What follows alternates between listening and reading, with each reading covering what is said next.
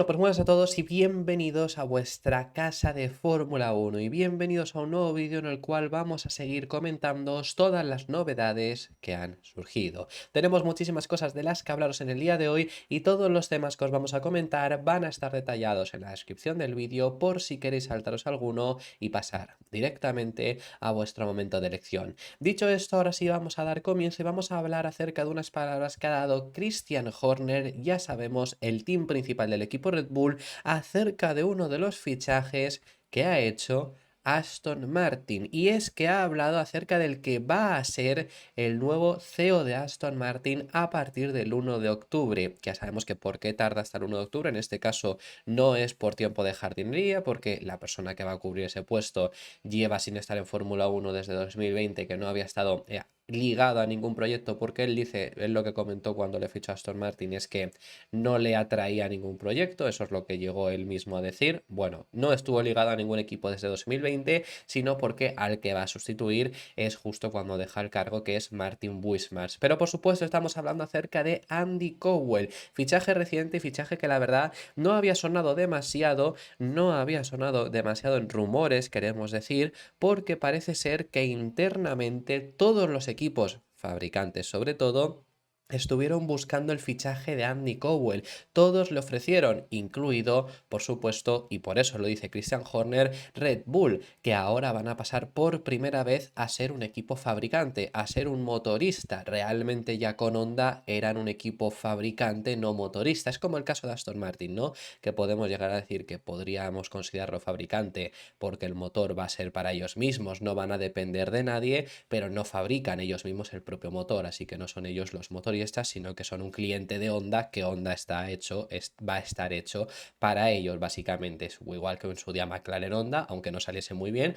o vamos, básicamente el resultado de lo que estamos viendo ahora mismo con Red Bull y con Honda. En el caso de Red Bull sí que pasan a ser un fabricante total porque ellos hacen sus motores pese al apoyo de Ford, y es que Ford solo va a hacer el 50% de la parte eléctrica. Pero no solo Red Bull, seguramente también Ferrari o incluso Audi, también podríamos quizá haber incluido aquí a Renault, pero Renault ya sabemos que se marchan como motorista, habían intentado el fichaje de Andy Cowell, según está comentando Christian Horner. Y es que tenemos que recordar quién es Andy Cowell, y Andy Cowell es el artífice de los motores más dominantes de la historia de la Fórmula 1, de los motores de 2014 de Mercedes, aquellos motores que es que en 2014 arrasaron, que en 2015 lo hicieron también cuando ya los demás equipos empezaban a copiarles, pero es que en el 16, en el 17, en el 18, en el 19 y en el 20 también arrasaron, justo todos los años en los que estuvo Andy Cowell. Cowell se marcha en el 20, realmente en el 21 acaba ganando Verstappen, Mercedes gana el de constructores, el mundial, y realmente el Mercedes, bueno, esto es un debate que sigo viendo todavía hoy mucho, si era mejor coche el Red Bull o mejor coche el Mercedes. Yo creo que fue más veces mejor coche el Red Bull que el Mercedes, pero el motor era muchísimo mejor el de Mercedes y por eso destacaba tanto en los grandes premios, donde sobre todo dependías de la potencia. Bueno, es que ya no es solo que lo hiciera Mercedes, sino que recordad que McLaren en Italia 2021 hacen doblete. El doblete está condicionado por el choque entre Verstappen y Hamilton. Sí, la segunda posición de Norris, porque Ricciardo estaba liderando, es decir, Ricciardo sí que iba para ganar aquella carrera, que tenía en ritmo gracias a ese motor Mercedes. Quiero decir que realmente ese motor, vimos que desde 2014, desde la llegada de esta era híbrida, siempre ha sido ese motor dominante, y fue Andy Cowell quien consiguió encontrar la fórmula correcta para hacerlos funcionar, y que luego más tarde empezaron a copiarles. Es decir, Andy Cowell ha sido al igual que por ejemplo Newey es la persona más exitosa de la historia, pues Cowell quien mejor ha entendido los últimos motores, que recordemos que el nuevo cambio de reglamento de 2016 es un cambio de motores, pasan a ser lo más importante, lo que van a cambiar en cuanto a los componentes de motores. Ahora bien, seguimos estando en la era híbrida, eso no ha cambiado, al igual que, bueno, realmente 2014 es cuando se dijo, anteriormente ya casi también estábamos en esa era híbrida, y hoy en día también estamos, hoy en día se dice que es la era de efecto suelo, ¿no? Porque el último reglamento fue, lo característico fue ese efecto suelo, pero sigue siendo era híbrida como tal, porque seguimos teniendo motores híbridos, y por supuesto en 2026 que llegan un 50% de electrificación, pues desde luego que también. Entonces por eso es por lo que todo el mundo quería a Andy Cowell, todo el mundo le ofreció un contrato, pero al final se lo acabó llevando Aston Martin. Andy es un gran tipo, es un ingeniero muy fuerte e hizo un trabajo maravilloso en Mercedes. Fue la columna vertebral principal dentro de ese proyecto. Decidió dejar Mercedes y pasar algún tiempo fuera de la Fórmula 1 y por supuesto creo que todos los fabricantes de motores hablaron con él durante ese periodo, pero después de que decidiera que quería tomarse un tiempo, hicimos planes alternativos con los que estamos contentos, pero él ha asumido un papel que no está relacionado con el motor dentro de Aston Martin. Y es que repetimos, pues a ver, él no va a estar en el desarrollo de los motores Honda porque él ha fichado por Aston Martin. Aston Martin y Honda van a tener un trabajo codo con codo, pero él no está en Honda para desarrollar esos motores. Ahora bien, en el caso de Aston Martin, más allá de las labores como CEO que tenga que realizar, las que realizaba también Martin Wismas, que Martin Wismas, siendo además una persona muy importante en el fichaje del propio Andy Cowell, fue una persona muy importante en la llegada de Honda. Pero más allá de todos esos trabajos, también les va a venir muy bien a Aston Martin y es el punto principal por el que destaca sobre todo Andy Cowell en ese fichaje, en ahora el paso que va a dar Aston Martin de dejar de ser un equipo cliente y pasará, por ejemplo, a hacerse sus propias cajas de cambios, sus propias suspensiones o sobre todo el anclaje a los motores. Van a hacer ahora todo ellos, el motor va a estar hecho para ellos y eso, la llegada de Andy Cowell, les puede venir muy bien. Así que es interesante ver que todo el mundo quería a Cowell, pero al final se lo llevó a Aston Martin. Aquí es otra vez más, otro motivo más por el que comentamos en muchas ocasiones que el proyecto de Aston Martin es ultra emocionante. Otra cosa es que funcione, porque los proyectos pueden parecer mucho y que luego no dé los resultados esperados, o puede no parecer tanto y que sí que los acabe dando. Así que eso saldremos de dudas en 2026, 27, 28, ir ver cómo evoluciona, pero desde luego que es emocionante el proyecto y por eso es tan atractivo para muchas personas. Dicho esto, y a modo muy breve, vamos a hablar de unas palabras que también ha dado el propio Christian Horner hablando acerca de la despedida de Renault, ya que estamos hablando acerca de motores. ¿Y por qué es interesante lo que ha dicho Christian Horner? Bueno, pues porque recordad que Red Bull llevó durante muchísimo tiempo motores Renault, aunque llegó a haber mucho rifirrafe entre ambos. Renault incluso todavía estaba en Fórmula 1, luego se marchó, luego regresó. Bueno, hubo muchos rifirrafes. En el Drive to Survive de la primera temporada, que fue la de 2018, está muy bien explicado. Además es de las mejores cosas que han hecho, porque sí que creo que lo explicaron bastante bien.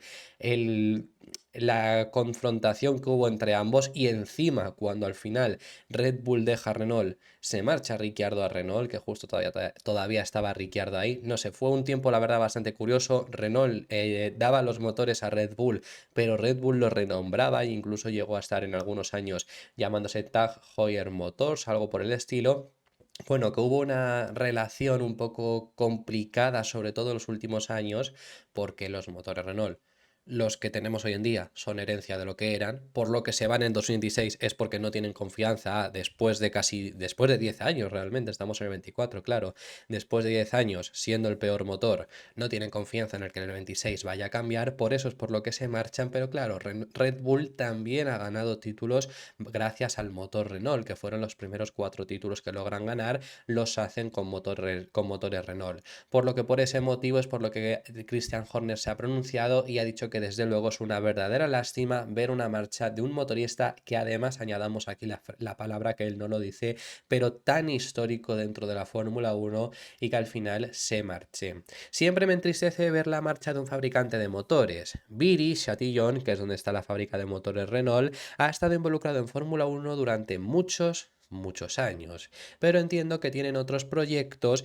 en los que están involucrados. Nos suministraron motores durante muchos años, así que conocemos bastante a la gente de allí y les deseamos lo mejor para el futuro. Vamos a pasar a hablar acerca de otro de los equipos y vamos a hablar acerca de la situación actual por la que está pasando Mercedes, porque la verdad que Mercedes, ahora volviendo al rendimiento actual, no en cuanto a motores, Mercedes está rindiendo muy bien en las últimas carreras. Bueno, de las 4 últimas carreras han ganado 3. Realmente una podemos decir que es heredada, que es la de Russell en Austria, sobre todo porque Russell no hubiera ganado aquella carrera si no es por la colisión entre Verstappen y Norris. Pero estaba ahí para hacer tercero, y luego tanto Silverstone, que la ganó Hamilton, como Bélgica, que cruzó primero línea de meta Russell, aunque luego fue descalificado, y Hamilton era segundo, así que al final acabó heredando esa carrera, han ganado todas estas últimas carreras. 3 de las últimas 4. La única que se les ha escapado clasificado. Es Hungría donde también han estado en el podio.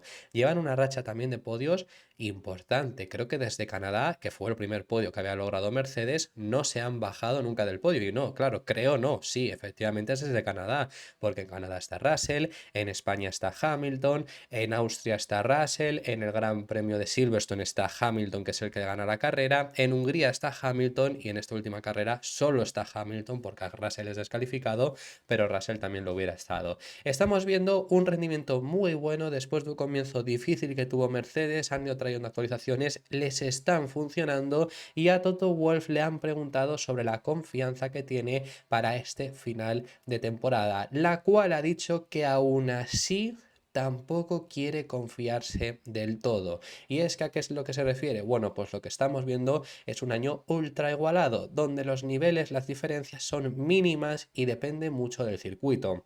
Realmente en Bélgica y Silverstone estuvieron peleando por la victoria, pero luego, por ejemplo, en Hungría no estaban ni cerca de McLaren, o en el Gran Premio de Austria, como os digo, estaban bastante lejos tanto de Norris como de Verstappen. Por lo que, desde luego que dice Toto Wolff que están en una tendencia positiva, mientras que otros están en una tendencia negativa, y eso incluso aunque sea moralmente, suele venir muy bien, ya no como digo en rendimiento, sino aunque sea moralmente es algo ultra positivo, pero que siguen teniendo que demostrar que pueden mantenerse en esas posiciones. Todavía quedan 10 carreras, Mercedes no se quiere rendir, el objetivo mínimo es conseguir superar a Ferrari, y digo mínimo porque más es muy complicado. Al final Red Bull tiene casi una ventaja ahora mismo de casi, repito, 100 puntos contra Ferrari, es decir, un pelín más contra un Mercedes que están a unos puntos de Ferrari. Pero sí que a la escudería pueden darle la vuelta y después de haber comenzado muy lejos de ellos acabarles superando, así que por ahora el objetivo que se plantean es ser terceros en el Mundial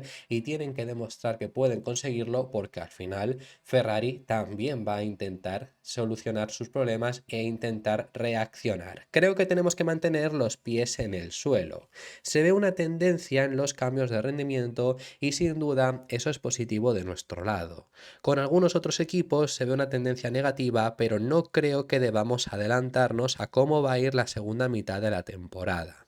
Creo que es una lucha difícil, hay 4 equipos por delante que siguen dándolo todo, así que creo que podemos ser cuidadosamente optimistas, pero tenemos que demostrarlo, quedan 10 carreras. Y vamos a pasar a hablar también acerca de unas palabras que ha dado James Vowles, quien ha hablado acerca de lo complicado que ha sido el fichaje de Carlos Sainz. Recordad que la semana pasada se anunció el fichaje de Carlos Sainz por Williams y sobre todo ante esto lo que ha comentado James Vowles es el tiempo que lleva negociando con el piloto madrileño y por supuesto su entorno. Que en ese sentido, ¿cuándo es cuando empezaron las conversaciones? ¿Cuándo lo creéis vosotros? Porque creo que va a ser mucho antes de lo que muchos pensaréis y es que lo que ha comentado es que fue en Abu Dhabi del año pasado.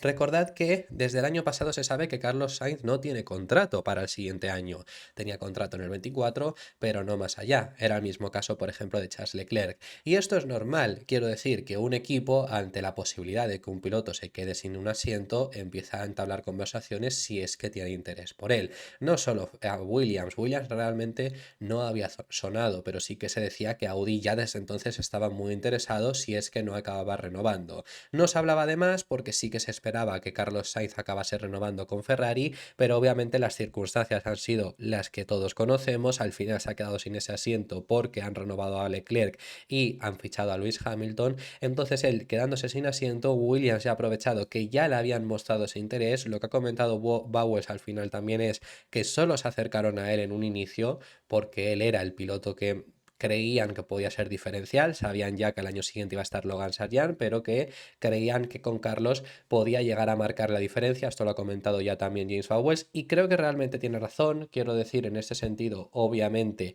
Verstappen es como tal mejor piloto, pero incluso a lo mejor para Williams Carlos Sainz puede venir mejor, ya no que Verstappen, porque bueno, creo que, y a ver, incluso cualquiera, aunque pudiera venirle mejor Sainz que Verstappen, poniéndose en ese caso por desarrollar ese coche, si se te pone a tiro Verstappen Verstappen, fichas a Verstappen, por supuesto que sí, y es normal. Pero que sí que, ya no comparado con Verstappen, pero por ejemplo con Hamilton, pues sí que como piloto ahora mismo creo que les viene mejor Carlos Sainz que Hamilton, no porque sea mejor, porque para nada, pero sí que para crecer en el equipo, para desarrollar, ser optimista y tratar de ir trayendo resultados es mejor Carlos que un Hamilton que fijaros el principio de este mismo año lo negativo que estaba siendo con el propio Mercedes. Por eso creo que también les viene mejor a Williams este estilo de piloto, un piloto que va a mirar siempre por el equipo, que es muy bueno desarrollando coches, que es muy bueno dando feedback, que también esto tengámoslo en cuenta, que los pilotos no desarrollan los coches, sino que dan ese feedback y demás. Es muy bueno en ese sentido, así que eso es lo que ya vio James Vowles y por eso es por lo que intentó ese fichaje que al final, gracias a las circunstancias y a muchas negociaciones, se ha acabado pudiendo dar. Creo que lo primero es que las conversaciones han durado muchos meses, no han sido semanas, de las que has estado tanto de algunas, porque ha sido un poco más pública de lo que normalmente habría sido una discusión de un piloto, pero en realidad empezó en Abu Dhabi del año pasado. Lo que dice ahí es que las últimas sí que han sido más públicas. Recordar que después de España se decía que iba a anunciarse ya el futuro de Carlos habiendo fichado por Williams, al final no acabó ocurriendo, pero al final, después de un par de semanas más, sí que se ha anunciado. El mensaje que le di a él y a su familia en aquel momento no es diferente del mensaje que le di en el pasado fin de semana en Spa-Francorchamps, este último, y creo que eso es lo que ha hecho ganar. Desde el principio le dije lo que iba a pasar, esto es lo que va a pasar, vamos a retroceder, esto es porque, esto es en lo que estamos invirtiendo, aquí está lo que viene, aquí está por qué estoy entusiasmado con este proyecto y creo que todo eso ha sido importante. Pero sé que tendremos éxito en el futuro y sé que nos va a costar a corto plazo y confío en que en esa honradez y transparencia hayan dado sus frutos y lo que ves es un trozo de tiempo, lo que has descrito honestamente es un trozo de tiempo, que esto sí que también es lo que han dicho en alguna ocasión desde Williams, que creen ellos que lo que ha marcado también la diferencia es haber sido siempre reales con Carlos Sainz contándole lo que había y por qué es optimista, que James Vowles desde que llegó en 2023 el año pasado para ser el team principal, recordad que viene desde Mercedes, está siendo bastante optimista con el hecho de que acaben consiguiendo la reestructuración. Él siempre ha hablado al largo plazo, nunca al corto, porque al corto plazo iba a ser imposible, pero sí que al largo acabarlo conseguir. Entonces ellos creen que eso es lo que ha podido marcar la diferencia frente a quizá su máximo rival, sobre todo durante más tiempo, ha sido Audi, porque Alpine entró in extremis y lo frenó todo un poco, pero al final ni siquiera lo han logrado convencer, pero en ese caso Audi sí que fue un rival que tuvieron ahí por conseguir contratar a Carlos Sainz y en ese caso Audi pues ha sido un poco desastre, Audi quizá le ha contado algunas cosas que luego nos han acabado ocurriendo, entonces quizá eso ha marcado la diferencia. Que hablando expresamente además acerca del equipo Audi, le han preguntado a Nico Hülkenberg si se arrepiente del fichaje que ha tenido por los alemanes. ¿Por qué se iba a arrepentir Nico Hülkenberg? Bueno, pues al final estamos viendo lo que está ocurriendo con Audi. Un equipo Audi que está dejando mucho que desear. Un equipo Audi que desde fuera se ve, la verdad, bastante mal. Un equipo Audi que está en medio de una reestructuración sin siquiera haber llegado a la Fórmula 1. Hay gente que de verdad lo ve positivo, yo lo veo negativísimo. Es decir, ¿por qué harías una reestructuración si no sabes si ha funcionado la estructura que tienes? Pues eso yo creo que es negativo. Hay gente que dice, hombre, es mejor que tengan ahora la mejor estructura posible. Sí, pero es que si ya pensabas que la tenías, sin siquiera haber aterrizado en Fórmula 1, ¿cómo estás ya sumergido en una reestructuración? Aston Martin creía que la tenía, por ejemplo, y ahora se están reestructurando un poco porque han fallado. ¿Pero por qué han fallado? Porque ya han estado en la Fórmula 1. ¿Cómo es que sin haber llegado ya sabes que hay cosas que no iban a funcionar? Bueno, que al final esto es lo que sabemos de Audi, es lo que ya se ha comentado en varias ocasiones, por cuando hemos hablado mucho de Audi también por tema de Carlos Sainz, y os hemos dicho que no es un proyecto tan apetecible al corto plazo, no es tan apetecible para 2026, que bueno, al final Williams tampoco, por supuesto, pero en este caso Audi es un proyecto que a largo plazo creemos y espero, por ejemplo, que acabe ganando, pero al corto le va a costar, ¿no? Entonces, ahora que le está costando tantas cosas, que están sumergidos en una reestructuración, que no están consiguiendo encontrar al propio compañero de Nico Hülkenberg, le preguntan al alemán si se arrepiente sobre este fichaje y su respuesta es no. para ser sincero. No veo ninguna oportunidad para mí entre los 4 primeros equipos, mi mente y mi conciencia están muy tranquilas y claras. Todos los equipos siempre te dicen, te prometen el cielo azul, estamos haciendo esto y estamos haciendo aquello, pero obviamente es una marca bastante poderosa y grande en el mundo. Sélo en serio en lo que se lo están tomando, lo que están invirtiendo, lo que están haciendo para asegurarse de que son competitivos y de que van a ser un éxito. Además de eso, creo que el cambio de reglas de 2026 ofrece una buena oportunidad para un nuevo fabricante. Es realmente como un reinicio con los recursos, la mano de obra, el presupuesto y el poder de la marca.